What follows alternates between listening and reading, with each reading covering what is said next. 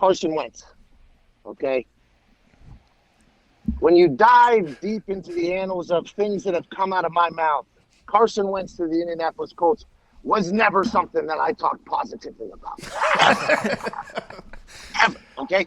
It was on the wall, basically, no matter where you looked in Indy, that Carson Wentz was probably going to end up in Indianapolis Colt. Last year, while the year was unfolding after Jalen Hurts gets drafted in the second round, Carson Wentz's, feelings get hurt. He gets on a football field, completely forgets how to play football, made people think, like, is this guy going to retire?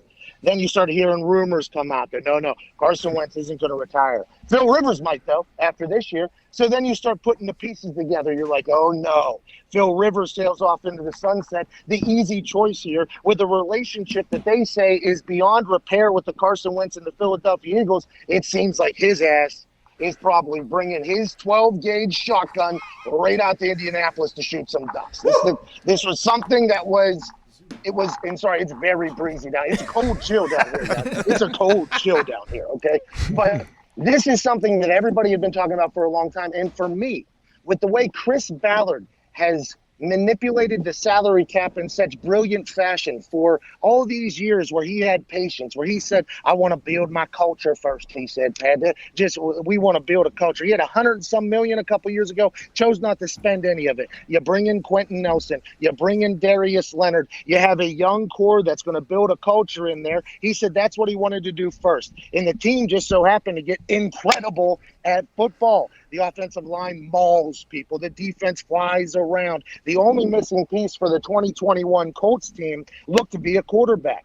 And if with the way the money was set up for the Colts, if we could spend some money and get, I don't know, Matthew Stafford, I was like, that sounds nice. Hey, that sounds nice, Matthew Stafford. That guy's been dead in Detroit for 12 years. He's an absolute baller. He has never been mentally broke. He's never had a bad season. It didn't matter who got drafted, how the franchise was run. Let's get him down here. Well, he goes to Los Angeles for 65 first-round picks, and they move on. All right, so what else is available? Well, Russell Wilson's team doesn't like the way the Seattle Seahawks have been dealing with Russell Wilson. Maybe we get Russell Wilson in Indianapolis. Hey, go Hawks can go Colts. This guy hates Seattle. Come to Indy. You'll love it here, pal. A lot of God. A lot of good time. Let's get Russell Wilson. Then you hear Deshaun Watson's potentially on it. Let's get his ass in the division. Going to be impossible. So Carson Wentz was never my first, I want that guy, okay? Because there was a lot of other quarterbacks on the market that I thought, hey, you drop them on this Colts team, we going to win the goddamn Super Bowl. But now that we're here, Russell Wilson isn't on the move. Aaron Rodgers isn't on the move. Deshaun Watson, who knows what's going to happen with that? They're saying he's not on the move. Getting Carson Wentz for a third-round draft pick, this is brilliant by Chris Ballard. Everything I said sounds terrible, especially if he comes out and learns how to play football again. But I like that it's only for a third-round pick, conditional first with a second next year. If he plays over 75% of the snaps, that goes from a second to a first next year. If he only plays 70% and they make the playoffs, that goes from a second to a first. But a third round and a second with his contract, that is massive. But Chris Ballard has handled the cap so well. This is a win, obviously, but it wasn't my first choice, and I don't think it was anybody's. Yeah. So do you think, though, this was the best offer that Carson Wentz had, obviously, or Philly had for his services? Yeah, it feels like everything that they were saying was a bunch of bullshit, doesn't it, AJ? Yes. It seems like they're like, well, there's a lot of teams interested. We're going to be trading them in the next couple of days. They said that last week. Then they said that the end of last week. Then they said it at the beginning of this week. And here we are. I'm on a goddamn beach. They finally do make the deal happen. But it sounds like the Bears, they would have had to have offered something better than a third rounder and then a second rounder next year. That's next to nothing. Everybody realized that they had the Philadelphia Eagles by the cojones. Okay, you have a massive contract, a terrible situation, a quarterback that could be broken. Could be broken. We're not 100% sure. Hope everybody's all right back there. I just heard something pop. Could be broken. And they wanted to move on. As soon as they hired Jalen Hurts' friend to be the quarterback coach, everybody knows they want to move on. So all that BS about having good offers and everybody's interested, that was all bullshit. But now we know Chris Ballard was making a play. The Colts-Philadelphia Eagles conversations probably have been happening for a while here. Chris Ballard never blinks, and I'm only giving you this and this because I'm getting that big contract and a player that we're not 100% certain whether or not he's the player he was a couple years ago. It does feel like that was a bunch of bullshit, though, AJ. It feels like Chris Ballard never blinked, though, just stared right down the barrel of the gun, didn't call bluff one time. Yeah, but what if you were on the Indianapolis Colts right now currently? How would you feel about the fact that, hey, this is we didn't have to give up a whole lot, but Carson Wentz is our guy. We're resting everything on him. We kind of have the pieces around him already. DeForest Buckner told us, last week or 2 weeks ago? Mm-hmm. He said he loves him. He said, hey, if he wants to come in here and work and be everything, that's what we want. He was an MVP player just a couple of years ago. So DeForest Buckner, I think the boys know what's going on. They obviously know the conversations and the storylines that are happening outside the locker room. And I think that locker room, especially I think DeForest Buckner got baptized with Frank Reich. Did he not? Yeah, he did. Yes, he did. He got baptized with Frank Reich in the same pool. They were running around the same pool together getting baptized. And he said he had that moment and experience with Frank Reich. And I assume that's similar to what Carson and Frank Reich had. And he said he would love him. Frank would be able to fix him. I'll be excited to see if that's the case, if Frank Reich has that ability or that power. And if he does, more power to him, because the Colts do become an instant contender in the AFC. Now, obviously, the Chiefs are going to be great. Steelers might not even have a quarterback by the time this conversation ends. But the AFC is going to be difficult no matter what for the next 10 years. I think everybody understands that. Carson Wentz, if he can learn how to play football again, it's good. But there was other guys that we know how to play football still that were available when I was making the remarks that I was making, so I would like people to not attack me for them as much. Yeah, okay. So how long does Carson Wentz have to figure it out? To figure out how to play football again, as you like to say? Did you watch him play football this past season, AJ?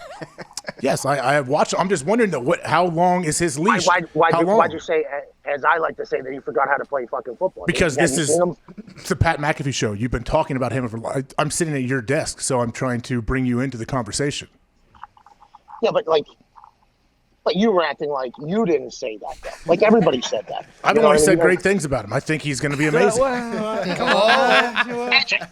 AJ, the guy couldn't complete a 2-yard pass, okay? Listen, I only have one completion in the NFL, rolling out against the Steelers, safety over the top, absolutely dropped it into a keyhole, okay? That's not – but, whenever you're talking about the throws he was missing and the decisions he was making, good bat, by the way, last year you would think to yourself, if you had any – a little bit of football knowledge, you'd be like, this guy forgot how to play football all of a sudden. Good glasses, by the way, you're doing great. But whenever you talk about Phil Rivers when he came over to the Indianapolis Colts, which we learned from Jim Irsay said, Tom was interested or whatever, but Frank said he wanted Phil. It's Jim Irsay before this Carson Wentz decision was made, Jim Irsay is on record saying, Frank Reich said we should have Phil Rivers. All right? So I think that was setting the table almost for just so we all understand here, this is how this went. Now, Phil Rivers they lost to the Jaguars, okay? And Joe Dirt picked off Phil Rivers in the first game to fucking seal that thing. So I think it might take a little bit. I don't know how OTAs are going to be this year. It might be a little bit different than the COVID protocol OTAs last year, but I think it might take a little bit of time or whatever, but maybe you'll be able to figure it out.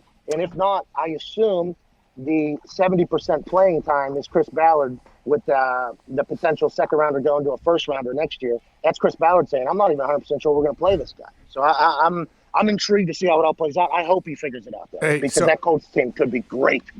Oh, absolutely. A lot of it depends on Carson Wentz. But I got here a little bit before this news broke. I got here to the studio.